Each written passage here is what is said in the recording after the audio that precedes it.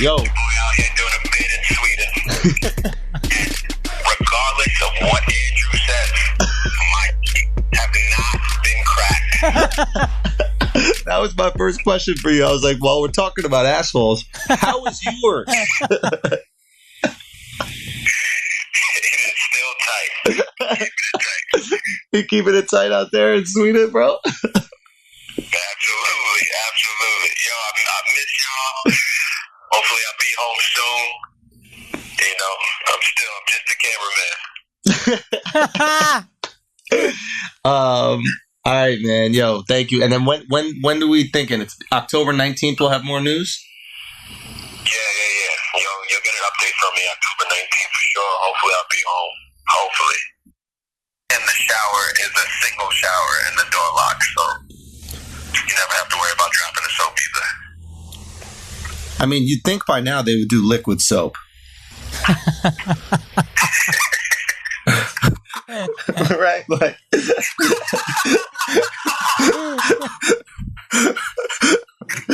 right? Like, damn. Like, give me some dial.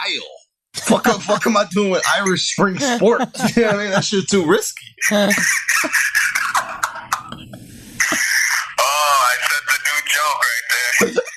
Oh, son, I cannot wait. I hope you're here for the live show for your live show, because you're going to sit right on stage with me and we're going to tell this whole story. I'm telling you that. Oh, no, absolutely not. Absolutely.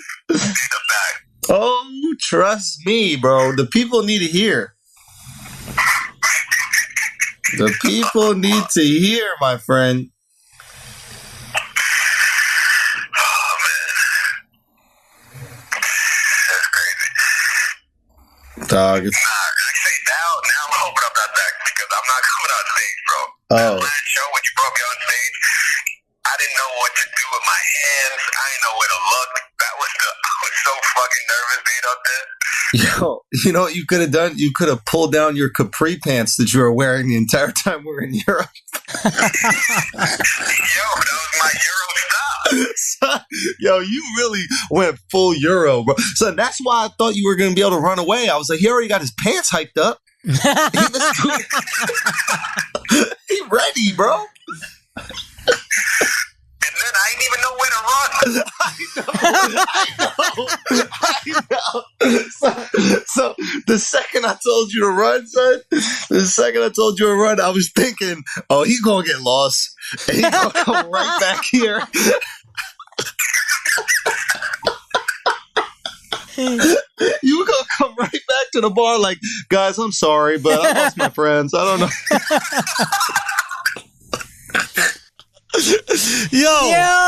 Yo, let me tell you something. What's up, everybody? This is Flagrant 2, No Easy Buckets analysis by assholes, water cooler commentary for your sports needs. And that was just Alex, free Alex, man.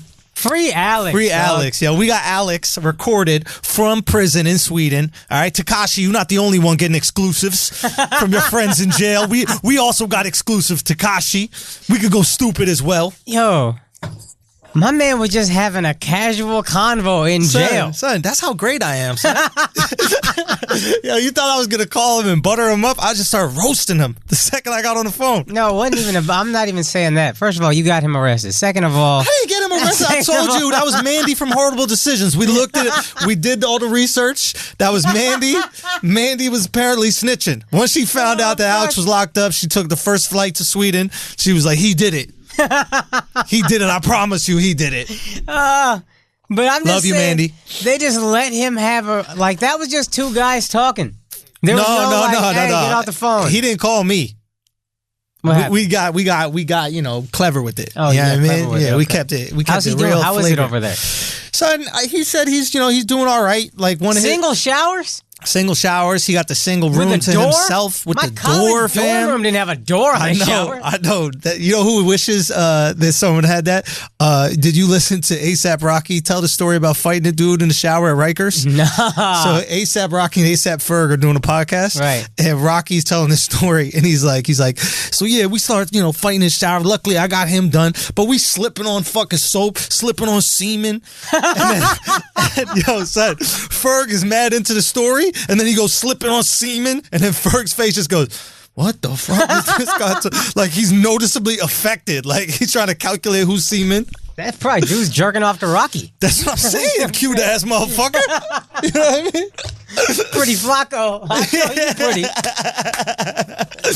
Anyway, so his spirits are high.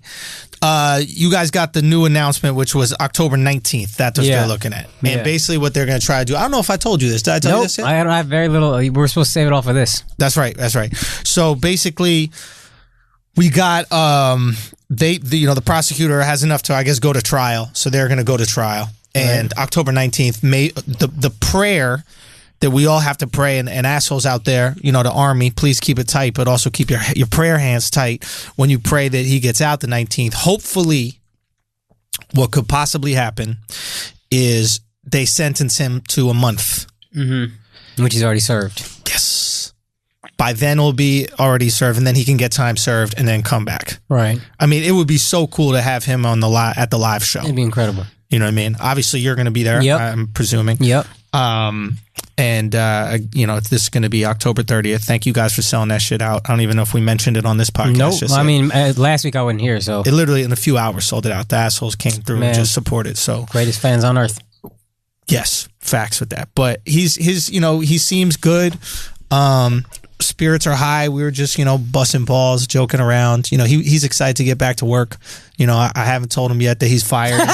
And that Eden replaced him. You know what I'm saying? Eden grimy, dog. Eden out here doing shit Alex could never figure out. Exactly, bro. The graphic looks more like it looks precise. Somehow looks better. It's got a little glow to it. Yeah, so you ain't shit, Eden. You ain't shit. Your man's locked up, fam. He got you this job. You come and taking it from him. I asked Alex. Just like a Mexican. Build that wall. I asked Alex the password to the other computer so we could get the 3 angles back, because now we're gonna have the 3 angles back on the YouTube. Yeah. You're salty. First of all, how horrible am I? Like, my boy is in jail. You know what I mean? We have a nice, fun conversation, and then I'm just like, yo, so by the way, because I gotta work and I gotta do shit. You know what I mean? What's the password so I can replace you? Fuck. My man gave me the wrong password. On purpose. Son, that's why I was trying to, when you got in here, I'm trying to do a thing. I'm amazed you cracked the code. So of course I cracked the code. Son. That was super impressive, real talk. Son. We don't know what the password is because Alex obviously fears for his job safety along with his butt cheek safety. And he gave us the wrong password, and Andrew just figured it out. It's crazy. Motherfucking hacker, bro. Yeah. I'm a motherfucking hacker. It's the whitest you've ever been. Son, I felt real white. I did it. I finally did it, Akash. I worked my hardest, and then I did it. Anyway, so I hacked that bitch in, and now we out here recording on everything, and Eden's doing what Eden does, bro.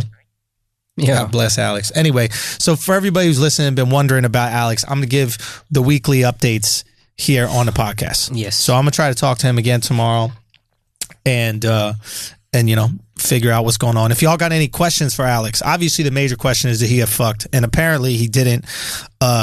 He was telling me some funny ass stories. I don't even want to tell the stories because I want to leave it for him. Alex tell him. Yeah. But maybe I'll tell one.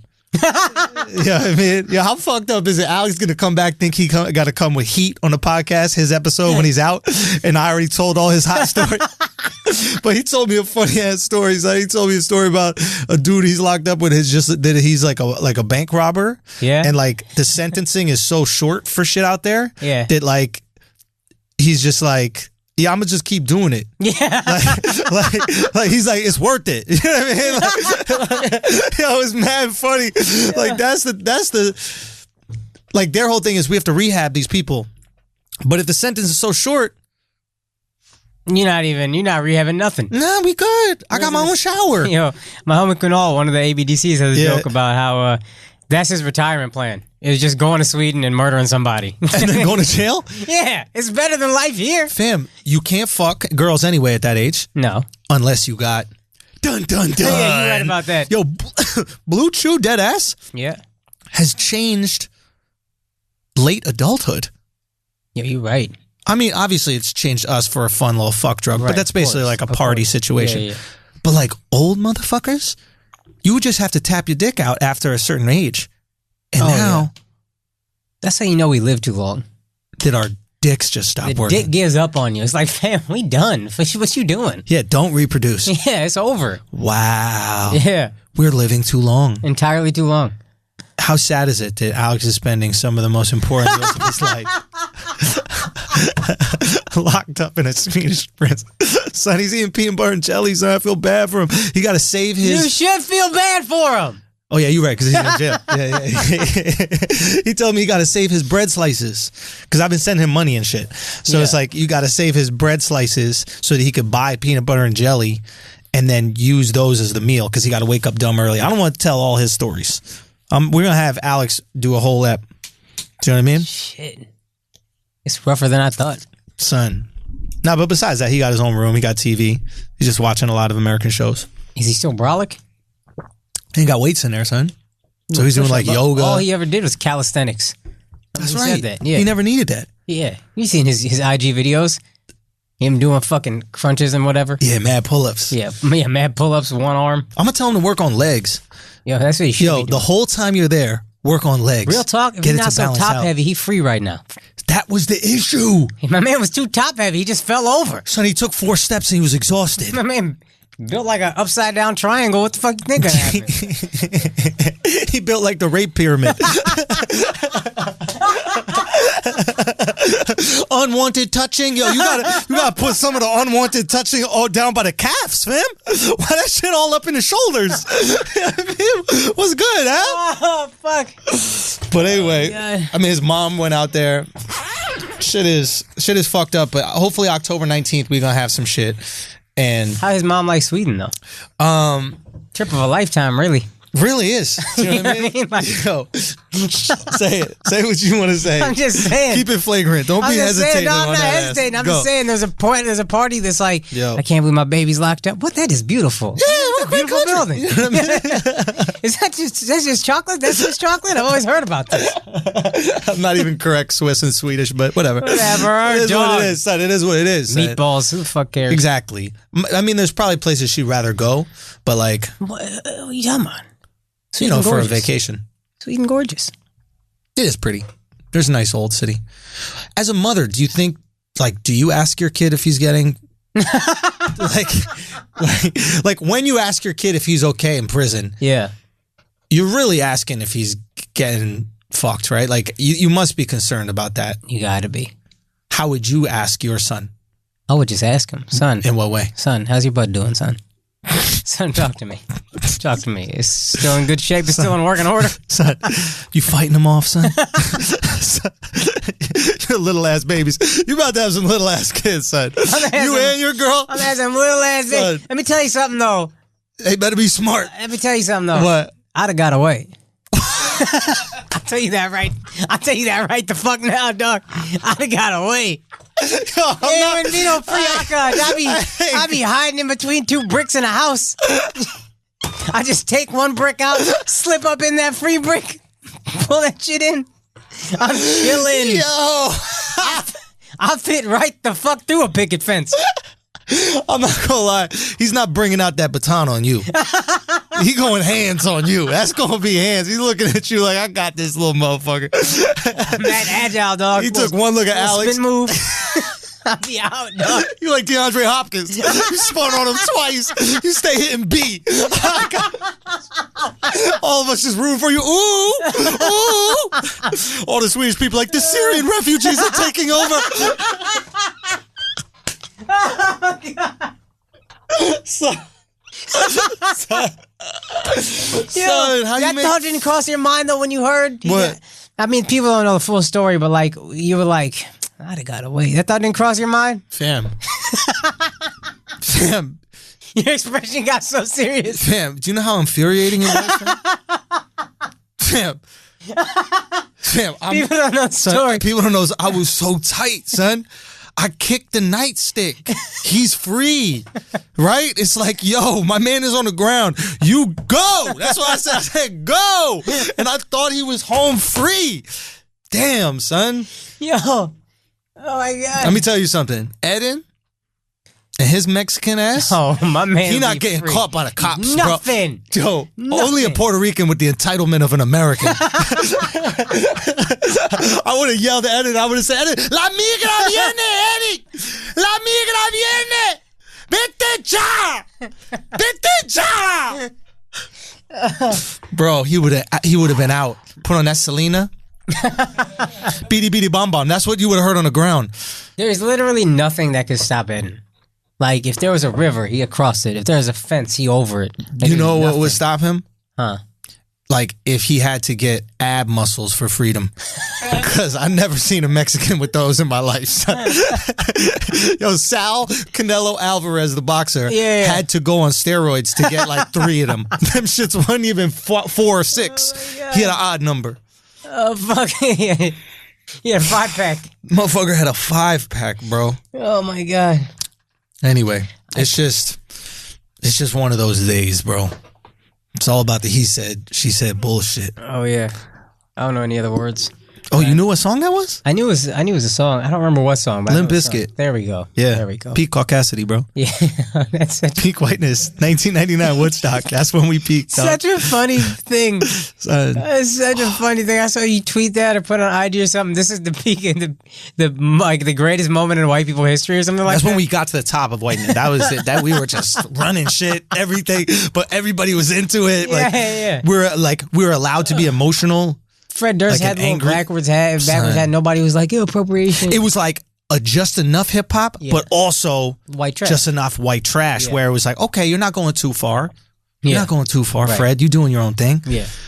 And we were the angst inside us, all that shit that we were bottling in the 50s with a smile and a comb over. Do you know those 1950s when the husband yeah. comes over Of and he's course. like, hey, honey, Yeah. how's the pot roast? Yeah. You know? And that was bottled in for literally, Akash, 49 years. And then all in one moment, I'll tell you where you fucked Fred up Durst. is Fred Durst to Eminem. That was a bad transition. Eminem went That's to when you went too far. You went the over the hill and then you just start tumbling down that motherfucker. Eminem is like the first rock that starts the avalanche. Yeah. Also a white thing. Yeah. It was not a mudslide. No. No. No. That almost that is that no. That's your mother's reaction to you getting arrested in Sweden. I gotta tell you the funniest fucking thing. What happened? So we put up a video for the ABDC tour. We're gonna we had a dog. First of all, amazing video, guys. All go check out. It's on Akash's Instagram. It's 3 clips, and they're roasting this white guy in the audience. yeah. So we'll talk about the tour whenever, but like we're gonna start doing that. Yeah. Page out of Andrew Schultz's book. We're gonna keep putting up clips. But there's a clip, and it looks even funnier in subtitles. This British lady, we're all individually didn't realize we made fun of this black girl in the front row who's her 23rd birthday. Right. Nothing super mean, but just like teasing her a bit. What were you saying about her? I asked, what do you do? And she was like, a little bit of everything. I was like, that means a lot of nothing. Like, just a little shit like that. A little bit of everything means a lot The of more nothing. commas on your job description Yeah. on your dating profile, the more I know that you work at Barnes You and got Noble. nothing. So, just little comments like that. And then this British lady was like, I have a comment to make. And we're immediately like, that's the whitest thing you could possibly do. And then she said, you're all really funny, but you're mean to this girl. I just think you should sing happy birthday to her. And immediately I just go, shut the fuck up. And then... You said that? Yeah, I go, shut the fuck up. And then I go, bitch, you're crazy, bitch. And the funniest thing is, you see it in subtitles, bitch, you crazy bitch, question mark. And then my mom called me, she's telling me the clip is so funny, but she goes, Beta, don't use B-word so much. I immediately died laughing. I said, I'm building a career off of this word. You don't know. One of the best bitches in the business. Really one of the best bitches in business. Guys, if you want to tweet at Sheila345, she'll That's never your check her mom? Twitter. Yeah. Don't give your mother's Nobody can Twitter. tweet my mom disrespectful stuff. We don't have white fans like that. So they're going to be respectful. It's a minority-driven podcast. Bro. She don't ever check her Twitter, but you just want to just let her know that I got the best B-word in the business, but don't cuss at her. Be respectful. They're going to cuss at her. That's what they do, man. This is the savage, dude. People are not monsters. Savages. This is a mom. Yo, remember all those dick pics you used to send Alex? Yo. Do not, dog. Sheila345. Okay. Bitter. Do not send my mama no dick pic. Bitter. Jesus. The black ones look much different, bitter. Goddamn, my Indian accent is so trash, bro. How do I? Okay, do it. Do one. Do it. It's because I learned from you, and yours isn't even that good. Isn't good. My girl's is really fucking good, which is embarrassing because hers is like really good. Okay, how does it go? Do your girl doing it? I don't know. She does impressions of her dad, and that shit is so funny. What is the impression of her dad? Like a short one is like he's like a Democrat, like a registered, like in the Democratic Party in PA. And this is 2016. Yeah. She asked who you're gonna vote for, and he was like, "Of course, Hillary." Actually, you know what? I can't vote for the women's.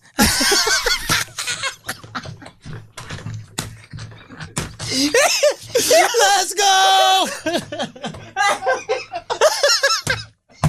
First of all, that's how annoying Indian women are. Yo, you don't know. They ruined it for all women. Oh my God. And I only know this from you. Oh yeah, you never dealt with one. I never dealt with an Indian chick. It's a nightmare. Really that bad? Oh God, yeah, it's a fucking nightmare. But you really want to lock it down? Oh, my girl dope, man. My girl dope. No, totally, yeah. yeah, never heard you complain once. I complain about her, but she knows she a pain in my ass. But she dope. She holding it down. We homeless right now. She not freaking out. Yo, Alexx is legit homeless. Alexx texted me before the podcast today, and he goes, "Yo, what time we doing the podcast?" And I was like, 4. He goes, "All right, yeah. So we just got kicked out of our apartment. So, all right, I'll figure it out." Yo, son, you know how much of a piece of shit I am, son. I texted you offering my place, but mad reluctantly, baby. Like, son, when you hit me back, like, nah, we gonna say to your sisters, I was like, phew, love my space alone, bro. Love it. Love my space alone, son. Whew. No, but you can stay at my place this weekend because I'm gone. If y'all need, if you just trying to get, because you about, nah, like you can stay whenever you want. I did offer my place, obviously. You know what I mean? Yeah. But like, if you trying to get away from your girl and her sister, because you're gonna get ganged up on, bro. That's a fact. No, we good. We good. You don't think you're gonna get ganged up on? No, we good. You don't think going into your girls and your girl's sister's environment? Well, then, my girl's sister-in-law first. Oh, yeah, we're good. But they're gonna complain. Oh. Yeah. So your girl's sister-in-law could potentially be on your side because you guys could bond over how annoying their family is, right? That's how you got to come together. You got to hit her up early. Where's your girl right now? My girl right now? She's at work. Yeah. You got to get to the house first. And you got to start the bonding. Like, listen, dead ass. You got to be like, yo, thank you so much for bringing him in. Like, and then do this shit. Be like, we were gonna go and stay with her parents, but you know how they are. You know what I mean? Right? You know what I'm saying?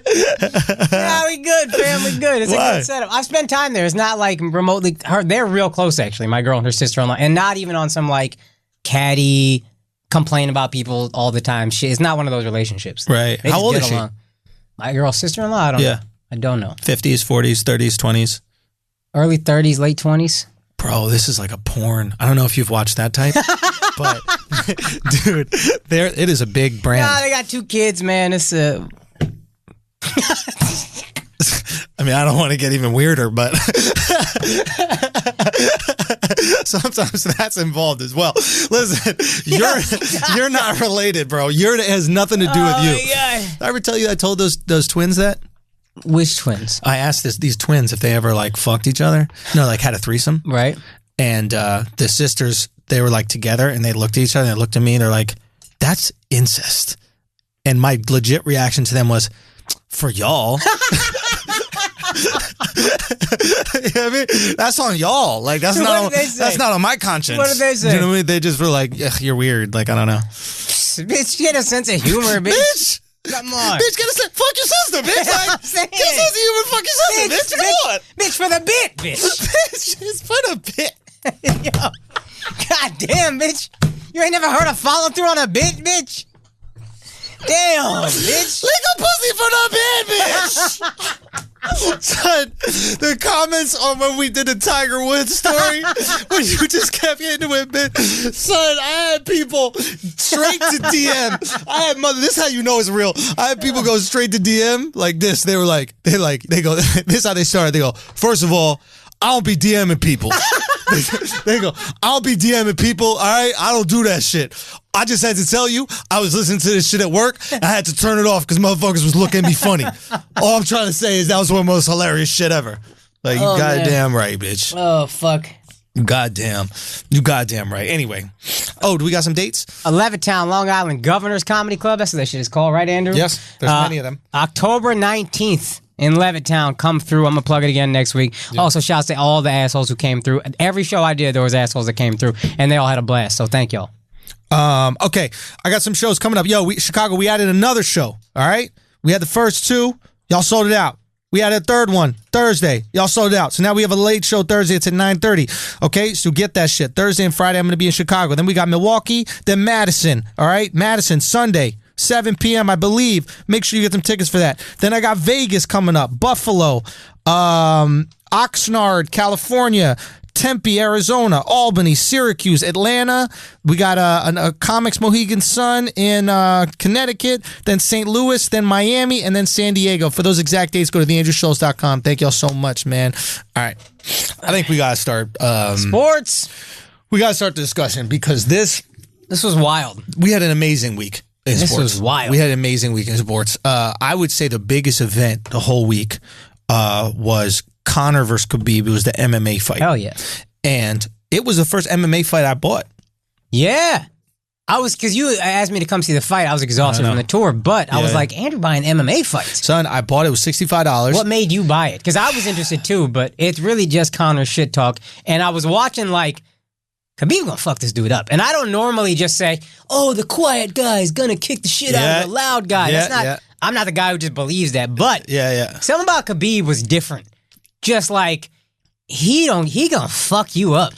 Yeah, he got that quality. He got that Russian ass quality. Like they just got one fucking demolish, smash. He kept using words the Hulk uses. Like even in the interview, he goes, "My father will smash me. I will smash you. I will crush." It's just crush, smash. Of course, they have like 3 words that they can use. Of course. But I invested in a fight, and I agree with you entirely because of Conor's charades that he did in the press conference, and I was following it, and it just goes to show you the same reason why this kid on YouTube, Logan Paul, and this kid KSI can have a major fucking pay-per-view event without having any skill in boxing. Who won that, by the way? Was that a draw? Draw. Of course it was a draw, so they can do another one. Smart. Right. But the fight is never about the fight. No. The most exciting thing about any Mayweather boxing match were those 24/7 documentaries that HBO would do and then Showtime did. Yep. And the press just got really fucking great. They had a great story about Conor McGregor pulling up on Khabib, throwing his shit at the fucking thing, people's heads getting cut, girls crying, and all this fucked up shit. Bad blood. Conor went crazy at the press conference. I mean, he was talking about his fucking family, his religion, his country, like calling them cowards. He was really milking it the fuck up. Yeah. And it's just got me really invested. It got me really invested. I bought the fight. Haney and Marco from Western Bros podcast came over. Shouts Haney and Marco. And yes, we're going to do Western Bros soon again. Everybody who keeps asking. They came over. We're watching a fight. First, I want to say the fight card. Generally speaking, when you have a massive fight, the card is trash. Right. Because all the money is going to Floyd and Canelo. Right. Or Floyd McGregor. This is boxing, not MMA. Boxing, right. You don't even remember the other people on the card. Right. This is quite possibly the most exciting card I've ever seen in any fight sport ever. Really? I just saw the last 3 fights before the main event. Right. Or maybe it was the last 2. Maybe I think it was 3. 3. I saw the last 3. Second to last fight seemed wild. Fam. Wild. We're going to start there, and then we're going to get to this Khabib thing. First fight I walk into, it's the last round. Right. It's a guy named Derek Lewis versus something Volkov, just big fucking towering Russian motherfucker, just looks so fucking Russian in the face. Yeah. He looks like Guile from Street Fighter 2. But even though Guile was American, he looked super fucking Russian. Right. And this guy is dominating the Derek Lewis. Right. 10 seconds left in a fight. Derek Lewis getting dominated. Lewis lands an overhand right. Yeah. Knocks this motherfucker out and then pounds his face while he's on the canvas. Ends up winning the fight by KO with literally like 3 seconds left. Wow. the report, not the reporter, the guys on Joe Rogan, whatever those called, the announcers, he goes, the Black Beast did it. The Black Beast did it, right? Now, I'm not a big MMA fan. Right. I don't know that's his nickname. Right. I think they're just calling this black guy the fucking Black Beast. Right.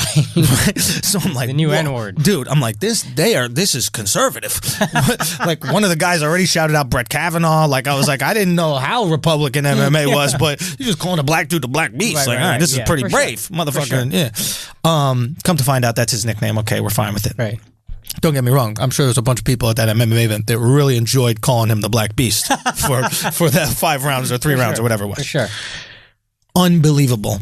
Post-fight press conference. Amazing. You saw it? Amazing. Okay. Saw it. So good. Like, the guy takes his pants off. Rogan goes, why are your pants? He goes, my balls are hot. Right? Then gives some convoluted thing about Trump calling him and telling him to whoop the Russians' ass. Couldn't let the Russians do that to America. Trump called me, said I can't do this, and then I just had to do this for America. It's amazing. He just said enough words to make everybody... all people there heard was Trump, Russia, America. And people were like, yeah. If there's not a black national anthem, that could be it right there. Just take out the word Trump because it's mad divisive. Yeah. But it's the same idea. Yeah. You know what I mean? No, he fucking killed it. That fight, great. Next fight.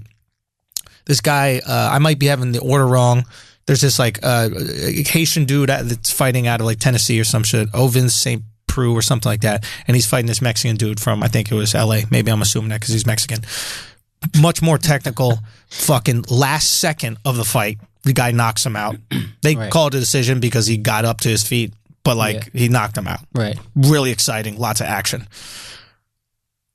Then the undercard, but like the almost main event, was between a guy named Tony Ferguson, one of the most unfortunate looking motherfuckers I've ever seen. I saw him and like I saw a little post fight coverage. He ugly as fuck. Son, he looks like if somebody drew. He looked like if an ant was wearing sunglasses.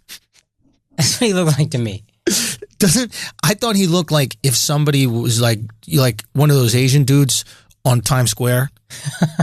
Do you know what I mean? Like drew me. You know what I mean? Like, you know what I'm saying? Just like everything that could be bad about me was exaggerated. So retarded you. Bro, retarded me. Like full tard me, right? And I'm only saying this in the safety of this studio because this dude is a fucking mauler. Of course, yeah. He'd murder both of us. Went up against Showtime Pettis. This other guy that I've kind of known. Great striking. These guys went at each other. Blood is spilling everywhere over both their fucking faces. Ears bloody as fuck. Son, it was like a chicken fight. They're just fucking dripping on each other. And they're so excited to be. It was unfucking believable. Right. Like, for everybody who looks at MMA and goes, it's just a bunch of dudes hugging each other and fucking on the ground and boring and that kind of shit. Like, why don't you guys just make out, you bunch of gays?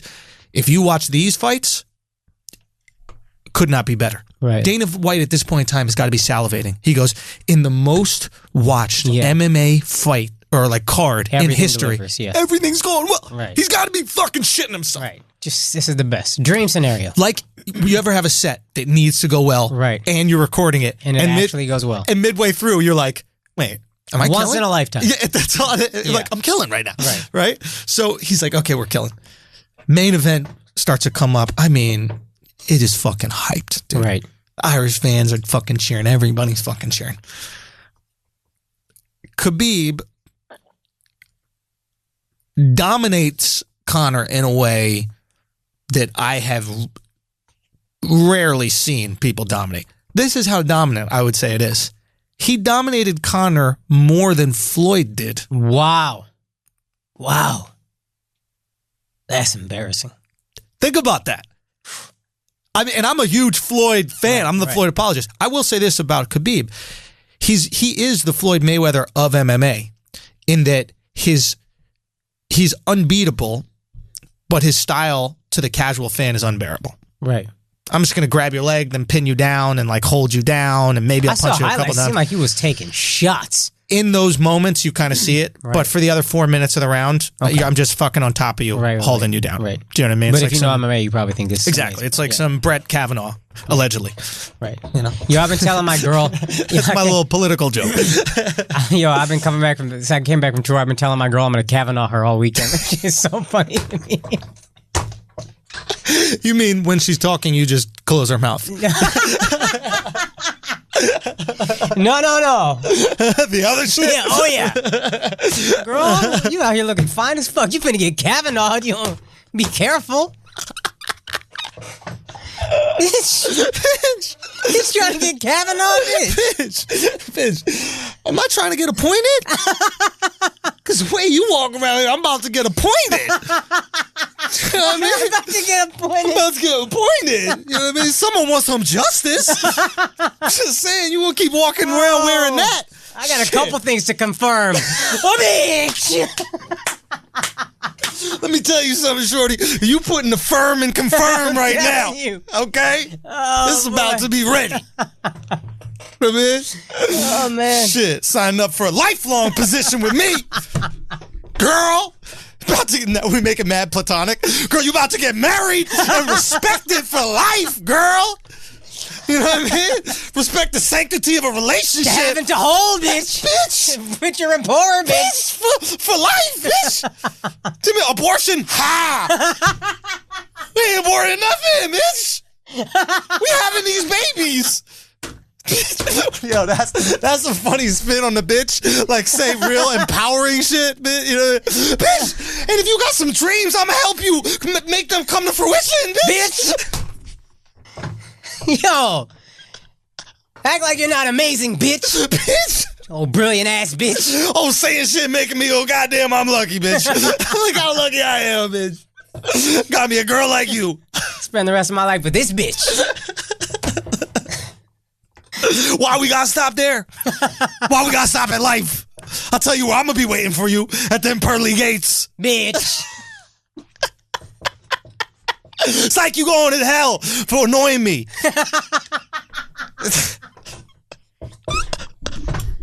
Anyway. Oh, man.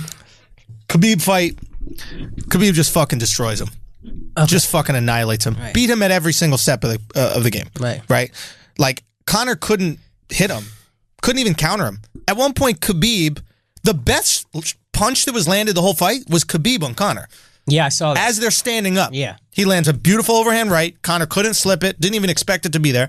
The way to beat Conor is you exhaust him, and then once he's exhausted, one, has no more power left, and then two, he literally has 1 round of power, maybe 2. 2 rounds of power. Right. You exhaust him. Now he has no more power left, so you can stand with him. Right.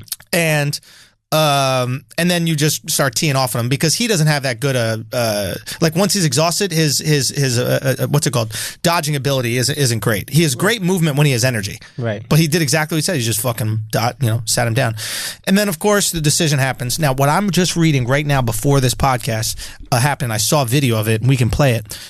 After one of the rounds, I forget which one it was, Conor basically apologizes to Khabib in the ring. So crazy. Does he specifically say, I'm sorry? He says, it was all business, mate. Ooh. And I think that was after Khabib was yelling at him as he was punching him. Yeah. And maybe Conor got shook.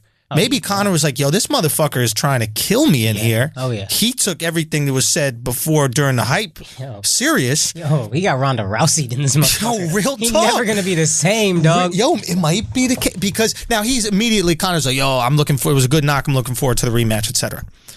I don't know what you can do. You can't beat the guy's wrestling. No.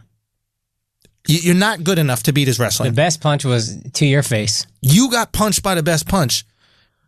The only reason we're excited about a rematch is because of the melee. Right. So people act like the melee was bad. I don't think it was bad at all.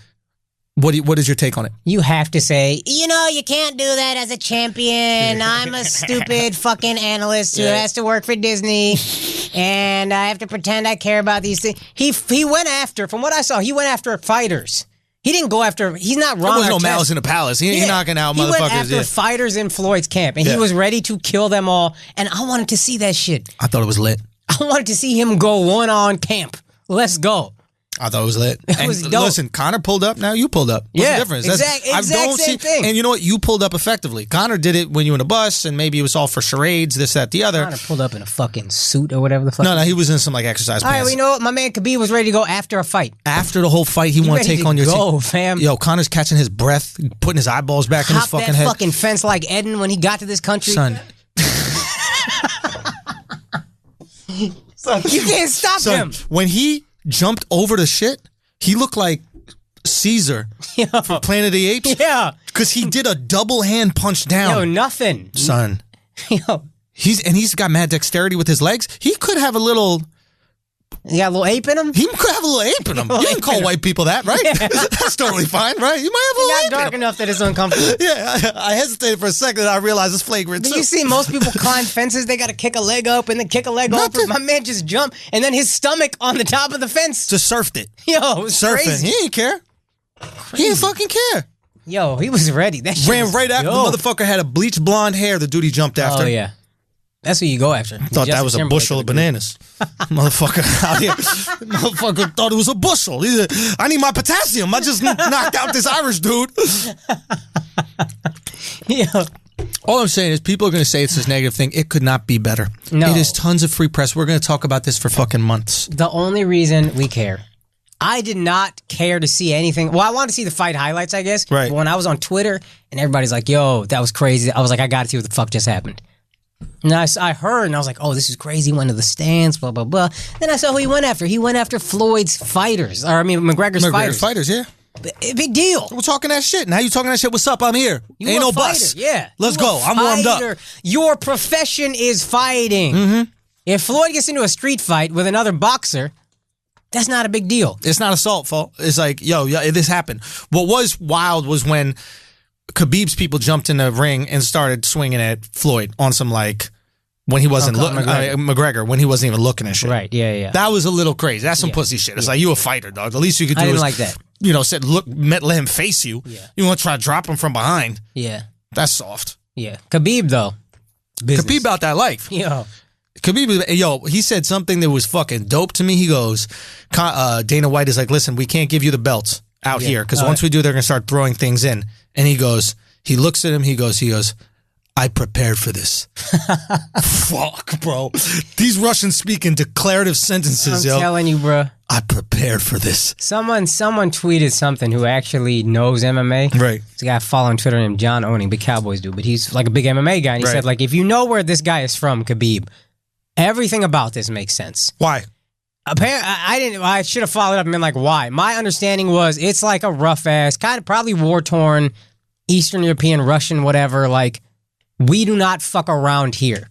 To make it out of this, you have to be a beast. You have to be a bit of a monster. Right. We take shit personally. Right.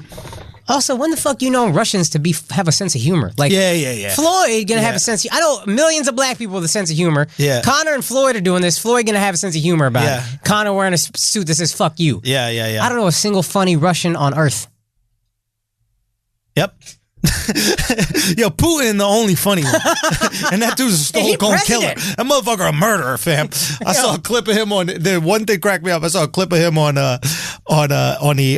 YouTube, and his like one of his ministers was saying that they have to increase pork production to Oman. Right. That there's no pork. They're not sending any pigs out there to Oman. They have to increase the pork production. And then Putin just stops for a second. And he goes, "You would like us to increase pork production to a Muslim country?" I was like, okay, Pootsie. Okay. Pootsie, I like Pootsie. I see you, Pootsie. I like Pootsie. Take the edge off the man. They scared of that motherfucker. Even Khabib said some shit in the press conference. He was like, oh yeah, and by the way, because there was some Putin beef. Right. He was like, oh yeah, and by the way, Putin called me and congratulated me and everything is good, so blah, blah. Because in the earlier press conferences, Conor was alleging that there was beef there. So here's one thing that's interesting. So there's one conversation which is, if you talk shit before the fight, right? In America, it's this thing, this is what we're doing to hype the fight, and we all understand that, and we don't have to be boys afterwards, but... Yeah, it's business. It's business. Right. And that's kind of what Conor said. He's like, hey man, it's all business. Right. In America, we understand that. And you see it in all our fights. It happened, Tyson fights and all these things. They say the wildest fucking shit. One question is, if you say some stuff that does really offend and does really harm people and does hurt their feelings and they don't forgive, can you really blame them? No. Like, can you blame Khabib for being that angry? He really wanted to inflict pain on all these fucking people. And no, this is a fighter. He didn't listen. I understand and respect the dude who gets the business aspect of it. Right. I also understand and respect the dude who is just a fighter. Right. This is not a business to me. Right. I fight. Yeah. This is my life. Yeah. I'm a fucking warrior. Let's Yeah. go. I'll never be that guy. I respect that guy. Yeah. Yeah. Like- you can add the theatrics. You can Yeah. make a fight exciting. You Yeah. can talk it up. But A warrior? That's the a warrior, dog. But here's the question. That's a Spartan. That motherfucker is 300. Spartan. Yeah. That's 300 right there. Yeah. That's Muhammad, son. He's Yo. gonna spread that caliphate. Yeah, let's go. Like, man. so, but here's the question. As a fighter, a prize fighter, Right. on some level, you have to understand, like Khabib he was saying, I want to change the sport. I want to add respect. I want to add dignity, make it about sport, not talking before. Yeah. The only reason you made $2 million guaranteed for this fight Right. is because of Conor's antics. Yes, for You do not bring $2 million in. Completely agree. So the question is, how much is it worth to you to have your family, your religion, and your country spoken about? Is it $1.5 million worth? Because you would have got $500,000 maybe I understand what you're saying. fighting for yourself. Yeah. Is it worth $1.5 million for him to talk some shit to hype this fight? Is it worth $1 million? What is it worth to you? Because there's no way I'm watching a Khabib Conor fight if they're best buddies, hugging and kissing before, praying together. It's a great fight. You know, Khabib's a great fighter. Conor's a great fight. I completely agree. You're not going to get my $65. My feeling from a distance, a real distance, I don't know MMA, just what I saw, I don't think Khabib cares about the money that much. He likes it. He'll take it. Yeah. But it's not, you don't talk about my family, I don't give a fuck. I'll take my $500,000. I'll take He's there whatever for I legacy. get. He's there for legacy. He's there because he's a warrior, dog. He wants to fight. This is what I do. This is my life, fighting. Your life is making this a business, and I don't even think he respects that, to be honest. I was going to say I can respect that.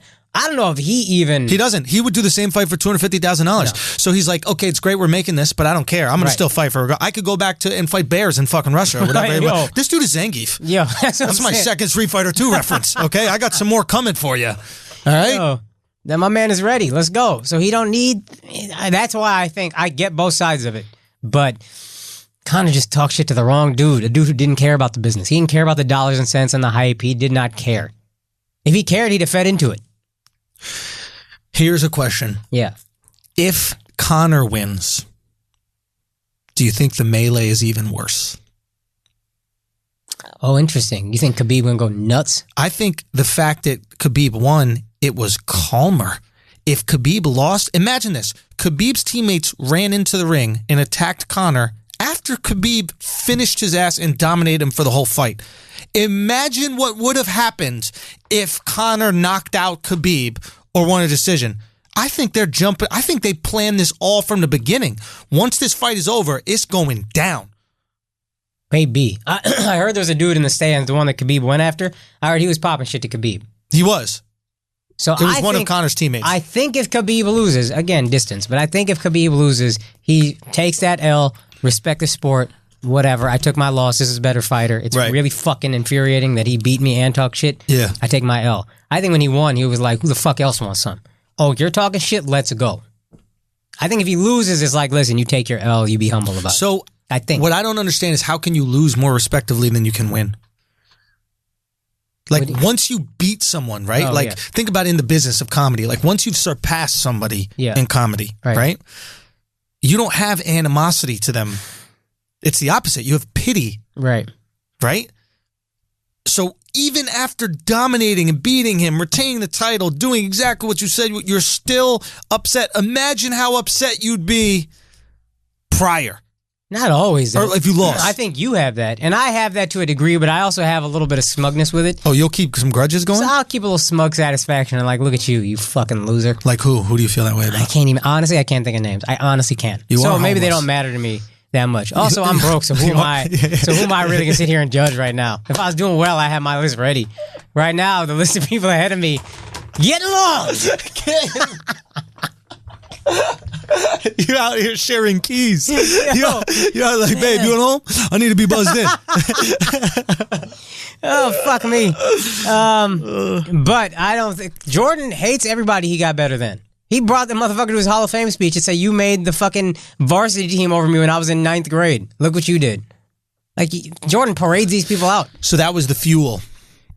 Some people use it as fuel. You use it as fuel. But I just use the next person that's above me as fuel. Right, which is healthy. But I'm just saying there's different people are wired differently. Like Khabib might be wired like, I will forever resent this man and hate this man, and I'm going to be better than him always and fuck him or whatever. See what I'm saying? God, thank God Jordan found basketball. Yeah. Like, what if he found crime? He's an actual, he's the biggest crime lord on earth. And he would be Al Capone. He'd be El Chapo, man. He'd be El fucking He'd Chapo, kill fucking dude. El Chapo, behead him, parade it on a fucking stick around whatever city he lives in. Oh my God. My man is crazy. Dude, that coach that cut him almost cost thousands of people their lives. Oh, for sure. For sure. Because he's not going to be a bad drug dealer. He's going to be the best fucking drug dealer. Whatever, yeah. Or whatever he is. He climbing them ranks. And he loves those fucking Midwest movies where it's just savages. That's his thing, apparently. Have you heard that? Really? No. Oh, no. He'll watch them 40, 50 times. Him and his father used to bond over it. Which movies? Not Midwest. Westerns? Wild West. Westerns. Wild West. Loves Westerns. I'm sure it's like the hero saves the day against all odds, and that's how he positions himself. But maybe. Watch The Wire and tell me Jordan wouldn't be better than Stringer Bell at everything. Undeniable. You don't think he'd be upset about a lot of 40-degree days? You bring me a lot of 40-degree days. Jordan have that exact speech. What's the 40-degree day? Just a regular-ass day. Nobody gives a fuck about a 40-degree day. And is that a Stringer Bell speech? Yeah. He basically says these people aren't bringing it. They're just doing like a regular job. Regular's not going to get it done. We need to be excellent. Yeah. I give a fuck about a 10-degree day. I give a fuck about a 70-degree day. I don't give a fuck about a 40-degree day. It comes, it goes. Nobody notices. Damn, bro. You remember that whole show? Not really. I remember that speech. I searched my memory bank for something with The Wire after I referenced it. Oh, hold on. I might not be homeless. Let me see what. Wait, you got a little homecoming, dude. This is fresh off the press, son. No. Hold on. Oh, it's mad long. Bad or good? Do you want to just read it out loud for us? Hi, Alexx. This is Sam from Exchange. I'm going over your file. Notice that for your self-employment, there's no position as the date that you started for. So I didn't put a start date on my self-employment. Fair. Because you unemployed as a motherfucker. But go on. Yeah. Bitch, I ain't start. That's why, bitch. Text her that back. You won't do that. Oh, fuck. Okay. All right. Is this for the one in Jersey or this one in Manhattan? Oh, I don't want you to get that one anyway. Wow. Hey, we need some more prayers. We need prayers for Akash in Manhattan as well. Yo, we need free Alexx and free Akash. Free Alexx and free Akash. It's not even a question. Okay. So Drake is at the fight. Yo, this motherfucker stays causing L's, dog. Go on that. Dog, everybody Drake cheers for takes giant fucking L's. Conor. Drake is draped in a fucking Irish flag for the press conference, dapping up Conor. Which I'm sure infuriated Khabib even more. Why? Because they both have beards? Nah, Khabib a fucking man, dog. You probably don't like Drake, singing ass. Oh, yeah, that's right. You hate Drake. He probably just like, fuck this singing ass, crooning ass motherfucker. Okay. I bet Khabib listening to Biggie like, fuck Drake. No, he's not. Khabib listening to 10 Crack Commandments right now. No, Khabib listening to like, who's a rapper that became Muslim? Talib Kweli. Just to get high, just to get high, just to get high. You listen to fucking Talib Kweli. He listened to Kweli, bro. He listened let me tell you Talib Kweli's story. Beanie Siegel. That's what he listened to. Talib Kweli was my favorite rapper in college. I was a fucking cuck. Okay. And I like this conscious shit. And then my sister, cousin, whatever, she was like in London. She was like, yo, there's a Black Star concert. Let's go. Talib Kweli and Mos Def. I didn't care about them anymore at this point, but I was like, he bought the tickets, I'll go. And then Talib and Mos get out on stage and they say something like some Black Power song. They say, throw your fists in the air. And there is nothing sadder than the sight in my memory of seeing Talib Kweli and Mos Def raise their black fists in the air and then seeing 150 white fists go up. Not a single black fist. I looked in that audience. I scanned that audience. 150 white fists in that audience. Bro, the woke or the woke or the rapper, the white of the white of the audience. The woke or the rapper, the white of the fans. That's a real talk. Real talk. Man. That shit made me sad in my soul. J. Cole might be the only one who Kendrick? Nah, Kendrick not really woke.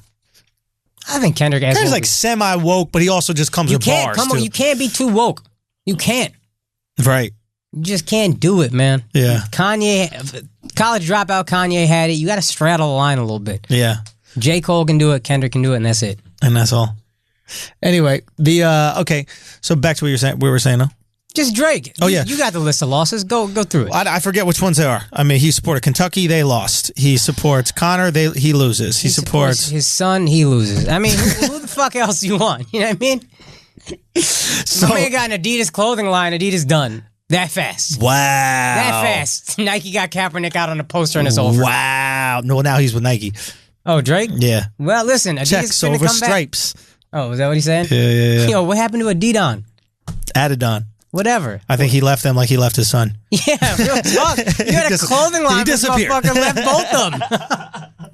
Damn, Drake. So here's my thing about Drake, and this is why I think he's a fucking genius. He has a song called "No New Friends." Right. Right. Yeah. And what is that song? That song is a smokescreen to get people off his trail. Right. That song is to stop people from realizing what his greatest trait is. Drake is the greatest A&R in rap. All Drake has done his career is built it on new friends. He finds what is young and hot before anybody else does. Right. Jay-Z waits till you're hot. Right. And then goes on a track with you like he did R. Kelly, Kanye, these kind of shit. Yeah. Right, Wayne. Drake finds you when the only people that know about you are the internet. Right? Or the local people right there. Ooh, Migos, Versace. Let me fuck with these guys, hop on a track. Right. Ooh, these London dudes got tons of, oh, that's hot. Ooh, African shit is dope. Fortnite. WizKid, hot. Ooh, Fortnite's popping. This Ninja Kid is doing, oh, let me get on it. All he does is make new friends. And what he does is, oh, Lil Baby is popping and Gunna's popping. Boom, let's do it. All he does is find who's new in rap and who's new in hip hop, right? This guy's brilliant.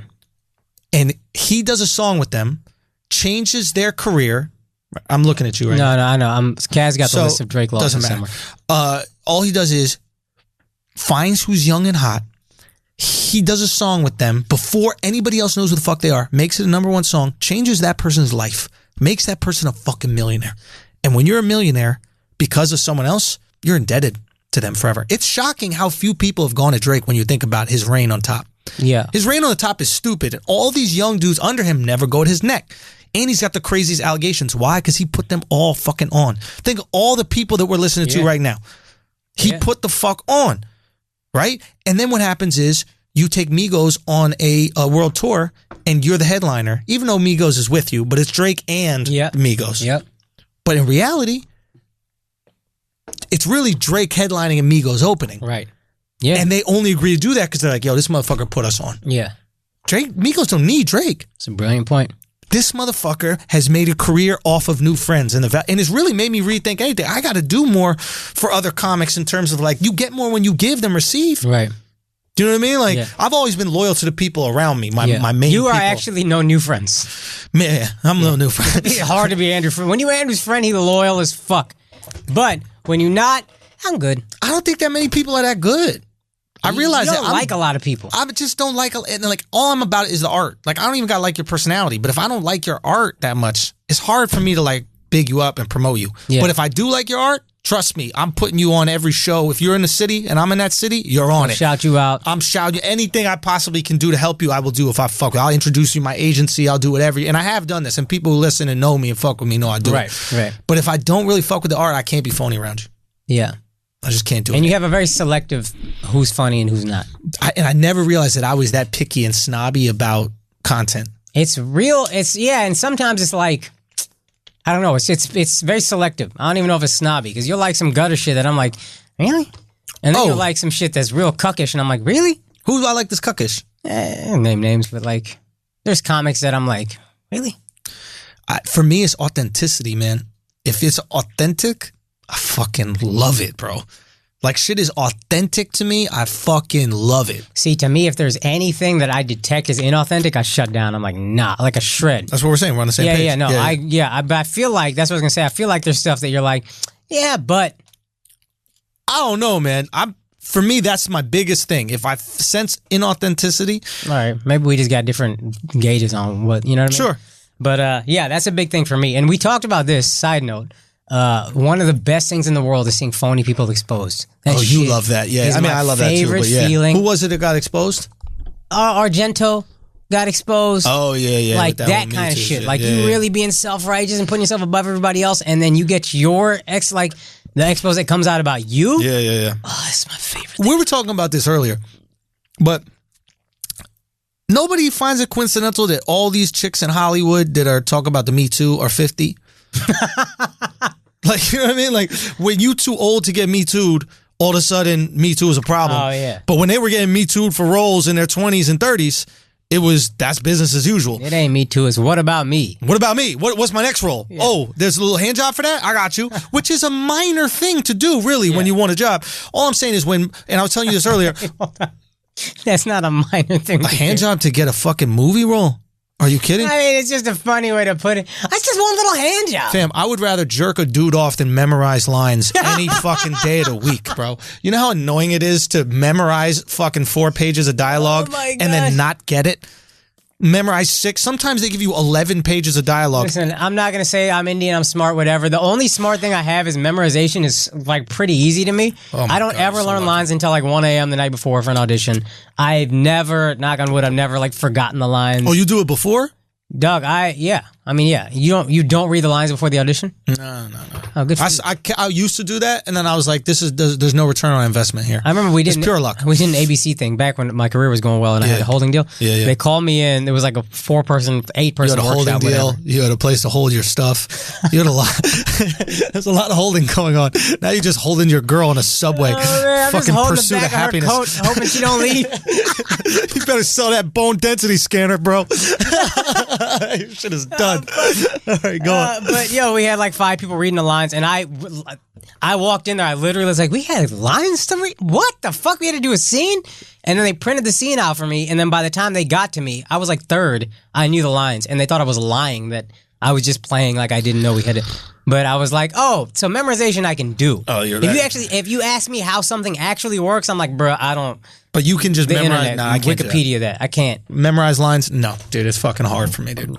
If I write it, it's easy. But it's somebody else's voice, and I have to like make it my voice, and like I'm editing their shit all the time. Like it's just not. Yeah. But it's almost like insulting. I have to learn 11 pages of information, and then I might not get it. That's what's tough about being white is you get cast for leads.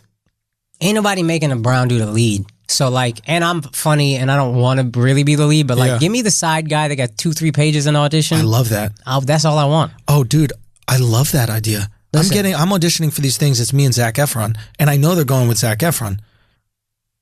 Ain't nobody ever asked me to play one good-looking motherfucker in my life. Yo, but you handsome, bro. I don't give a fuck. If you want me, if I'm Hollywood ugly, cool. What's Hollywood ugly? I don't know. I'm just saying, if I'm not getting the good-looking dude role, there's no part of me that's like, why can't I get the good-looking dude role? I'm just like, yo, that's great. Give me 3 pages, in, out, let's go. First of all, check. Fuck the good-looking dude role. Awful. You want to be the funny motherfucker. All I want to be is the funny dude. No Yeah. depth, no nothing. I don't need a love scene. I don't need nothing. Yeah, but y'all minorities took all those roles.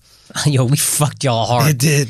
We fucked y'all I haven't hard. gone for a single friend role. And my agents tell me right to my face, they're just like, oh yeah, those are reserved for minorities right now. The funny friend is minorities. It's really crazy how Hollywood's idea of diversity is let's just take a white story and then funny minority friend. Look how diverse we are. Break my fucking arm clapping myself on the back or patting myself on the back because I shoved this minority into this white ass role. Dude, the funny thing about it is like, nobody wants diversity. They just want a job. Yo, and this is what bothers me about the woke But warriors. do you know what I mean? Like for example, Crazy Rich Asians comes out, right? Yes. I supported it specifically because I want jobs for movies about. Of course. That's it. Yeah, that's Done. great. But like, it's not like people, other minorities in Hollywood are going, finally some diversity, right? They're just like, yeah, but that's theirs. Yeah. Nobody really wants diversity. They just want, how can I get this role? Yeah, they thought finally maybe we'll get more roles. Sure. That's what they were when they saw Crazy Rich Asians. They weren't Finally, celebrating. maybe this will lead to a job for me down the road. Right. That's all. Yeah, that's all it is. Right, but they're not like celebrating it. Fucking masquerade about telling stories. Go fuck yourself, man. Go You fuck just want the yourself. job. I just want the money. Like, for example, you're like, we want our own stories to be told. And if someone's like, well, we would love a Mexican Spider-Man, you think you're like, no. I want to tell the story of Pancho Villa, and that's it. No, for sure. Right? Just admit that you want the fucking job. You don't give a fuck what job it is. You're an actor. Okay? If you want to tell stories, what would you do? Write some fucking stories. You want to say other people's lines that they wrote, and you want to get dick sucks in fucking restaurants because you're famous. That's what this is about. Now, I would rather have an Indian story, like I'm in an Indian story versus I'm playing some random Yeah, but role. you wrote it. But yeah, I wrote You did the work. Yeah, for sure. You were like, I want an Indian story. Y'all not making it? Here, I wrote it. Here's my friends and me on an Indian tour. 100%. Exactly. But my issue is... Oh, no, even the sitcom that you wrote. Yeah. And then Hollywood was like, "No, we don't want that Indian shit." No, but still, at least you wrote it. You can't. for sure. You can't complain if you don't write it. You can't go, "Why are there no black stories?" or "Why are there no this story?" What have you written? This is the thing that bothers me about the woke warrior when we talk about fraudulence. Yeah.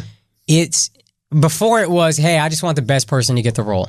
And it was white people getting all the roles. I get it from a country's white standpoint. Yeah. But it was all white roles. But now that it's skewed and white dudes especially are on the back, like they're getting the raw end of the deal. Yeah. The woke warriors aren't being like, guys, we just said we wanted the best people to get the biggest roles. We don't want this. They're not saying that. They're like, oh, white man, is it tough for you? Oh, I'm sorry. Now you're just a white dude.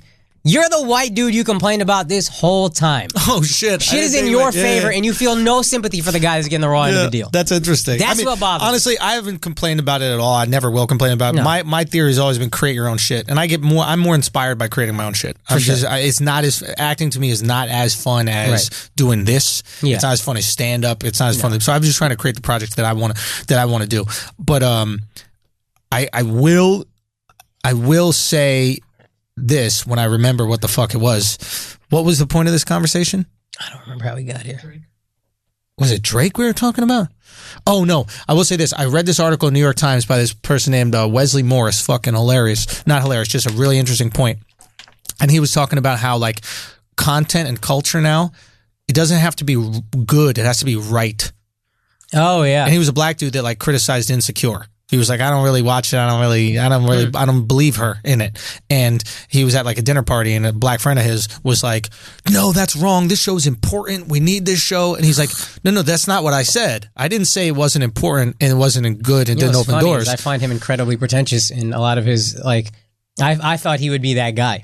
No. You know who he is? Yeah, he used to write for Grantland. Oh, okay. So like he just didn't find it. And he was like, right now we're it's more important to be right about something. It's more important that this piece of work represents Asians or whatever, instead of is it a really good movie or is it a bad movie? What I kept saying to people about Crazy Rich Asians. It's a bad movie. It's not a good. It's important, cool. I'll go see it. I'll go get my money. It's not a good movie. But that's his point, right? Is now content doesn't need to be good. Or it seems that we value content on whether it's right or wrong, not whether it's good or bad. And he was like, that's a kind of bad precedent to set. And then he says some fire shit. He says some fire shit. This motherfucker is nice, bro. Read the article if you can. It's called The Morality Wars. And he goes,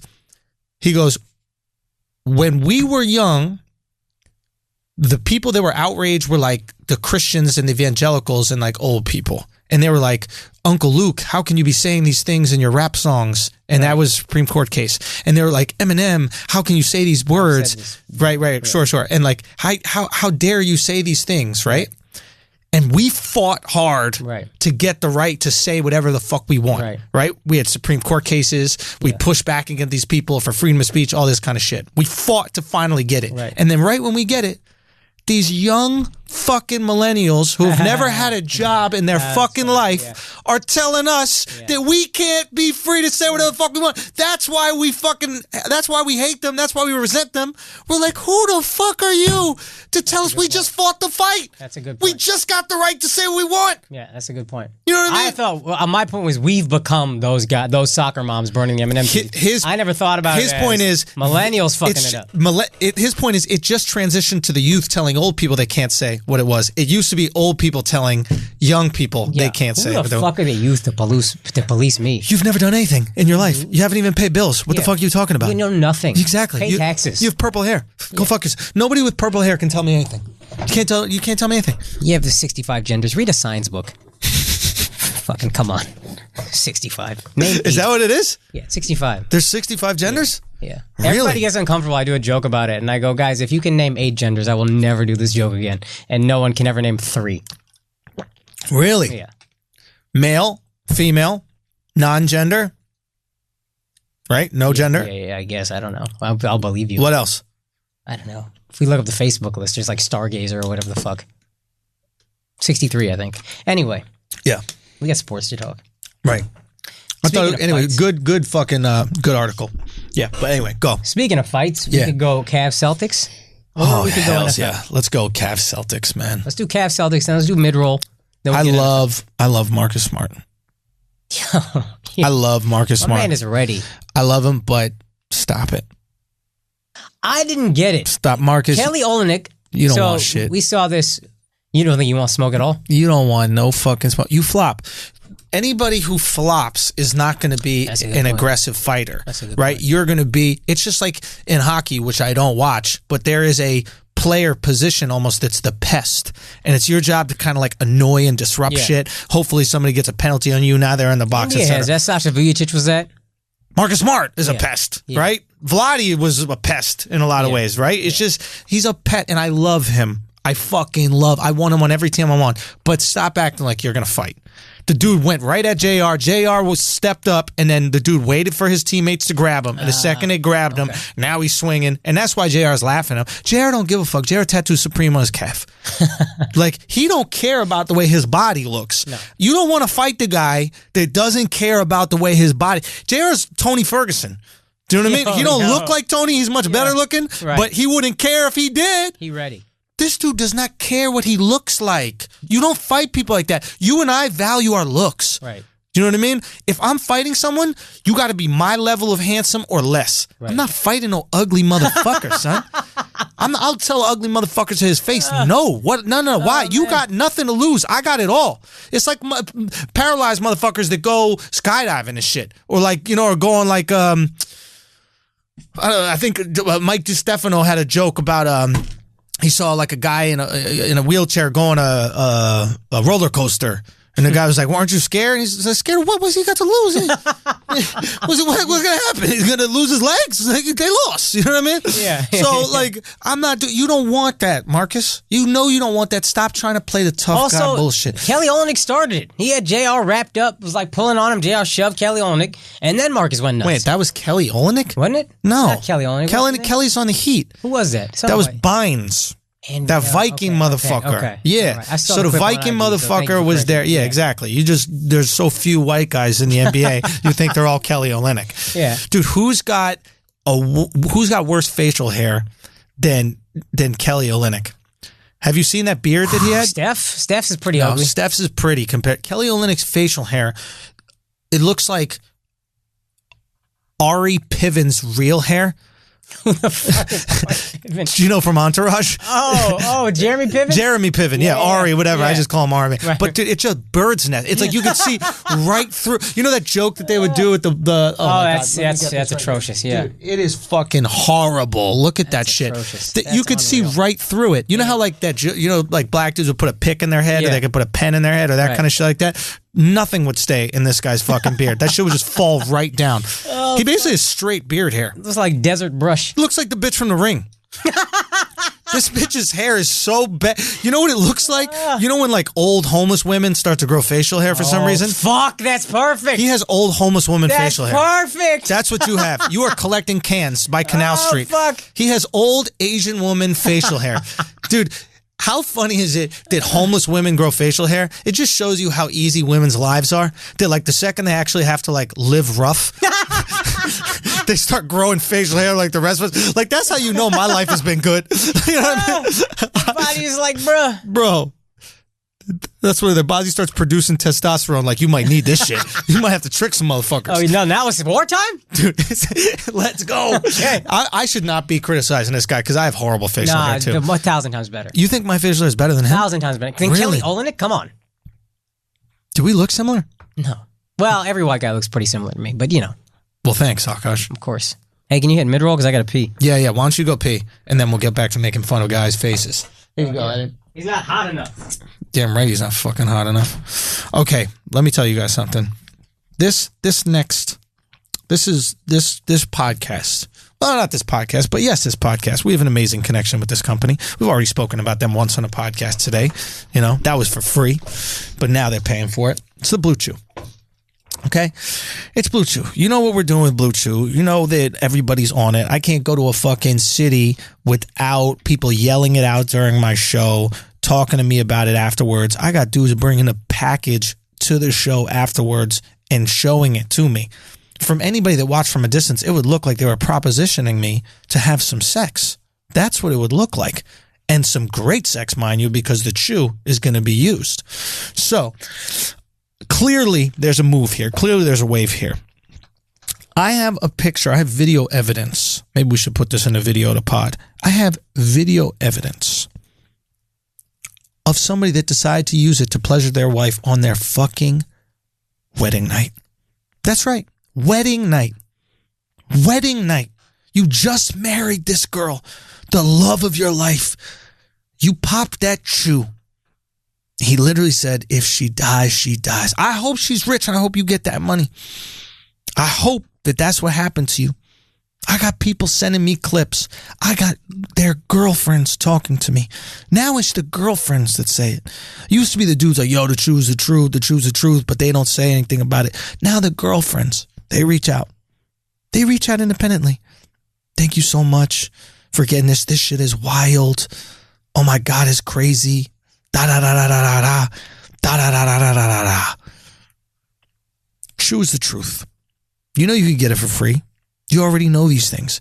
You haven't tried it. Oh, you're worried, or you're a girl. Oh my God, I don't need that. My man doesn't need that. I'm hot. It doesn't matter if you're hot or not. We never need it. We could jerk off anywhere the fuck we want, but we're choosing to pleasure you all night long with that chew.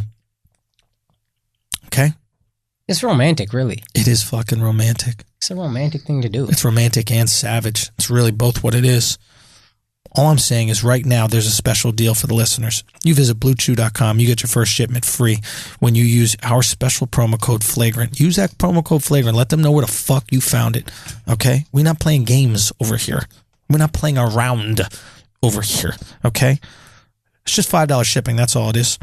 That's BlueChew. BlueChew.com. Promo code Flagrant. You get to try it for free. Blue Chew. It's the cheaper, the faster choice. It's the truth, man. We're not playing no fucking games. We totally changed it. It's the truth. I got girls requesting it now. How nuts is that? Requesting it. Hey, do the chew. Try the chew. Wow. They want to try the chew. They want to feel the chew. It's not a game, yo. And everybody listen who's tried it, they know. They know what fucking time it is. I have literally not gotten a bad review yet. Son, it's the motherfucking truth. Oh, gosh. It is the motherfucking truth. Anyway, let's get back to this fucking show because shit is cooking right now. All right. There's one more potential basketball story. Two more, actually. Okay, go. Let's start with this one. Yeah. You hear what Chris Paul said? Yes, I did. He said, the disrespect directed at Melo is unbelievable, and went on to say he was one of the best players to ever play the game. With all due respect, Chris Paul, because Chris Paul is honestly one of the best players to ever play the game, one of the best point guards, for sure. Shut the fuck up. Let me tell you something. You need to shut the fuck up forever. Yeah. Chris Paul, you're out your goddamn fucking mind. You feel a little soft because your hairline's falling apart and you don't have that LeBron shit to keep that shit intact, okay? What you need to do is get whatever Blue Chew is for your fucking hair because you're going crazy. Also, your hamstrings, your ankles, your knees. My man need a Blue Chew body. Bro, this dude built like a lady, bro. That's why he be getting, because he be lying on players' skill level and God weaken his spirit. Wait, what? God's like, I can't just have this man lying about this. Weaken this man's spirit. You can't lie like that out in public. I understand you trying to support your teammate, but let's be honest. Nobody's disrespecting Melo. We're talking about exactly what it is. He made every single team he's been on worse besides Syracuse. And who knows what they would have accomplished without him. Okay, literally every single team has been worse. You know how you know you ain't shit? What? Because there's not Melo fans anymore. There's Melo apologists. That's right. And when you get over into the apologist category, you struggling hard. That's and right. we've been Melo apologists for long enough, and he old enough that it's over. It's over. That's all there's going to be. Melo is the Nicki Minaj of the NBA. Oh, this is good. I like where this It's is over. going. It's done. It's over? It's over. It's done for you. Everybody knows it's done. And we don't understand how this became a thing in the first place? Yeah, exactly. We're like, why? What? Yes, you know what it was? We were NBA fans grandfathered into a type of basketball that just became antiquated in our eyes. You know what I mean? It's like, I feel that way. I'm one of those guys right now. You know how all basketball sneakers are low tops now? Yeah. I still wear the high tops. Melo is a high top. Yeah. Melo is a big ass fucking high top that comes up to your calf like some Reebok pump shit. Some back in the day, you know? You maintain Melo, and I guess I see your point. Melo for the old system offensively was amazing, whatever. I always thought he was a ball stopper, wasn't good enough at defense, wasn't enough of a leader. This is all white stuff I'm saying. Yeah. But I felt that about Melo. He's not taking your team anywhere. No, he's not. Because they had one really good Nuggets team that had a few tough losses to the Lakers, and maybe they could have done something. But even then, I thought Billups was the leader of that squad. Of course he was. Billups a true leader, true alpha. Billups an alpha. And I think once Billups got out of there, shit fell apart. Yeah. It was just Melo and JR hoisting threes. Listen, Melo is a corner three-point shooter. That's what he is, doing for the league minimum. He is a league minimum corner three-point shooter. Think about that. If we're criticizing that, yes. and also I'd like to say, we are criticizing his ego, not as much his play. Yeah, it's a great point. If Melo said, hey, listen, the game has changed, and the way I can help a team right now is just be a great shooter, spot-up shooter. Coming off the bench and doing my best to play defense. I know that's not the best part of my game, but I'm trying my hardest to play defense. You know, if he said that, you know what the whole fucking country and basketball fans would say? What? We need him on our team.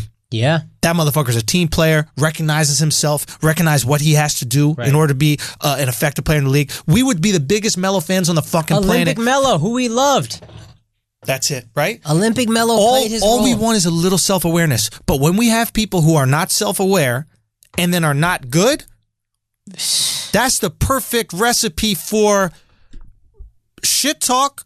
Right? That's the perfect recipe to trash you. That's that's what memes are made out of. When you are cocky and don't live up to it. Conor McGregor is on every single meme with a fucking Jordan sad face or the L's covering his face or all this other shit because he was cocky and couldn't back it up. Melo is cocky. I'm not coming off the bench. You're right. You shouldn't come off the bench. You should stay on it. You should stay on it the whole fucking game. I don't think you should be allowed on a bench, period. Wear jeans. You shouldn't be able to wear the fucking jersey. You shouldn't be able to wear the shirts. You come dressed for that fucking game. You wear jeans and you sit in the stands. You sit one row up. Holding a beer. One row up. One no row tweets. Up. You don't even want him close. Stench, sit him next to the away bench. That's right. That's right. Get that losing stench on them. Fuck out of here. Fuck out of here. Fuck out of here. You follow Lala. Yo. Okay? You go wherever Lala want to be. That's where you got to be. You support her. Lala got power. What you got? Forward. she putting the power in that position. It's a fact. Fuck out of here. All I'm saying is if you adjusted your ego, Melo, if you humbled yourself a little bit, we would all be behind you. And you would be an asset in this fucking league. But we know that ego right there is bubbling. Melo, the Amy Schumer of the NBA. Facts. Right? He about to start protesting Kavanaugh just so he could get on the team. Pudgy and annoying and always wanted attention and nobody really understood how the fuck you got so good, famous in the first place. This is how you know her movies are bombing. She at the protests, right?